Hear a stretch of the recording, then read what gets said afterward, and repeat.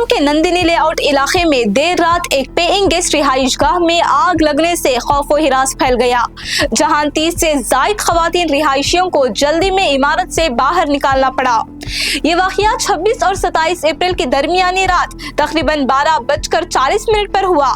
Police के मुताबिक शबा है कि आग करीब मौजूद एक LED बैनर के दुकान में शॉर्ट सर्किट के बाज लगी, जो तेजी के साथ मौजूद 4 मंजिला PG इमारत तक फैल गई।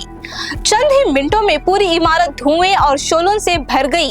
रिहायशियों को फौरी तौर पर इमारत खाली करनी पड़ी, जबकि CCTV फुटेज में कई खवातीन को जान बचाने के लिए इमारत से छलांग लगाते हुए भी देखा गया। ऐनी शाहिदीन के मुताबिक रिहायशियों के फौरी रद्दे अमल ने एक बड़े हादसे को टाल दिया। पुलिस ने तस्दीक की है कि इस वाकये में किसी जानी नुकसान की इत्तला नहीं मिली। हुकाम नुकसान का जायजा ले रहे हैं और आग लगने की असल वजह जानने के लिए मजीद तहकीकात जारी है। जानने के लिए देखते रहें डेली सालार उर्दू डिजिटल।